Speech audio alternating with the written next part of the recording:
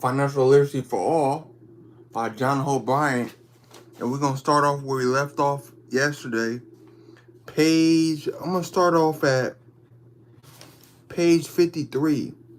Jim Crow laws enforce racial segregation in the South, making it extremely difficult for black individuals to start and run businesses or to gain meaningful employment.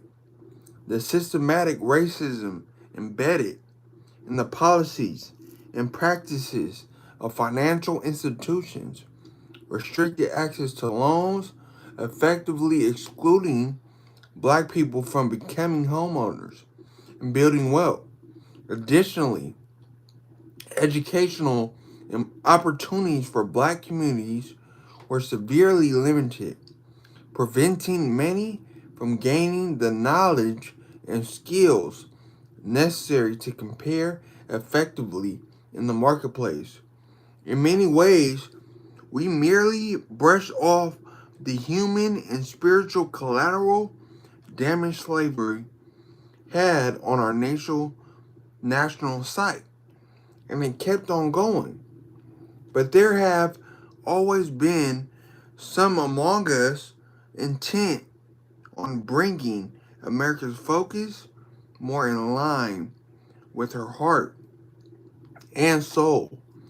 From our founding, they began laying a pathway to freedom, true freedom, for black Americans. What I mean by true freedom in this very American sense is financial freedom and the understanding of money and the ability to put in the work for you in the framework of the U.S. free enterprise system. On March 3rd, 1865, as the American Civil War was coming to a close, President Abraham Lincoln signed legislation creating the Freedmen's Bank. This bank was chartered with the sole mission of teaching formerly enslaved individuals about money. That's what financial literacy looked like circa 1865. Lincoln knew then, as we know today, that having a firm grasp on money is the fuel needed for economic uplift, and that it can secure the future for families for generations to come. The idea was simple and well intentioned, provided a safe place for African Americans to save their money and a means to access credit, a first step toward financial inclusion. However, the reality was different, and the failure of the Freedmen's Bank turned out to be one of the most significant disappointments in the early quest for black economic empowerment. The bank was strategically located across the street from the White House and the U.S. Treasury Department, close enough for President Lincoln to look out the window and see one of his greatest Civil War freedom achievements, had he lived to see it. Unfortunately, he lingered in the hearts of many who resisted Lincoln's vision for progress and change. A month later, he was assassinated for promising blacks the right to vote, among other initiatives that sought to elevate the social, economic, and political stature of the formerly enslaved population. Despite the warful and unfortunate setback, the dream of the Freedmen's Bank lived on, at least for a little while longer.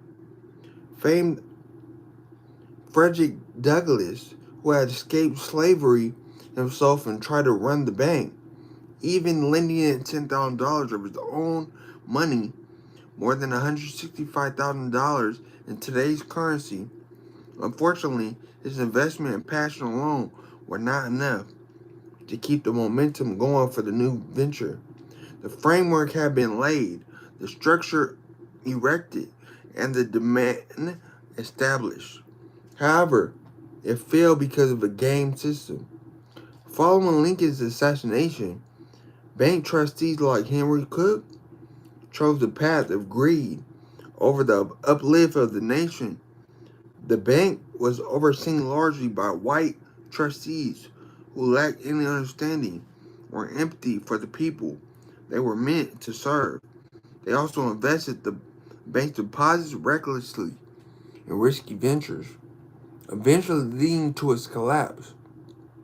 Cook, a prominent politically connected white man, even lent the bank's money to himself, something that was in clear and direct conflict with the bank's charter and rules. When the Freedmen's Bank failed in 1874, it shattered the dreams and life savings of more than 60,000 black depositors. To add insult to injury, the U.S. government didn't reimburse these depositors as it did during the savings and loan crisis of the 1980s and the Great Recession of 2008. The Freedmen's Bank collapse was a devastating blow, both financially and psychologically, to a people who were nearly emancipated and trying to gain a foothold in a society stacked against them. As Fed, 150 years later, I had the honor of working with the U.S. Treasury Secretary Jack Lew and Treasury advisors, including Amias Moore Girty and Wally Ad, who is today the Deputy Secretary of the U.S. Treasury Department and the highest ranking person of African descent to hold a role at the Treasury ever to rename the U.S. Treasury Annex Building to the Freedmen's Bank Building at the location of the original Freedmen's Bank.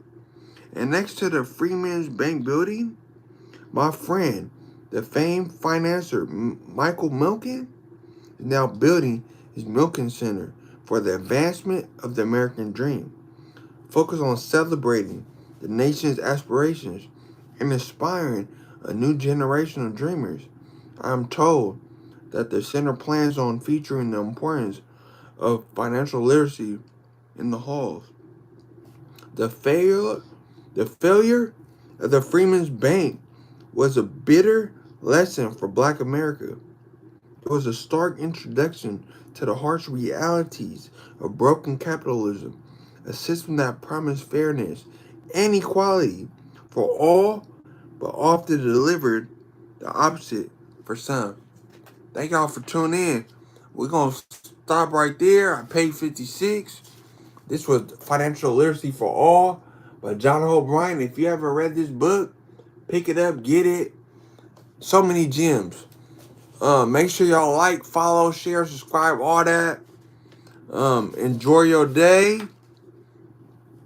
And the rest of your week, the best is here. We're global.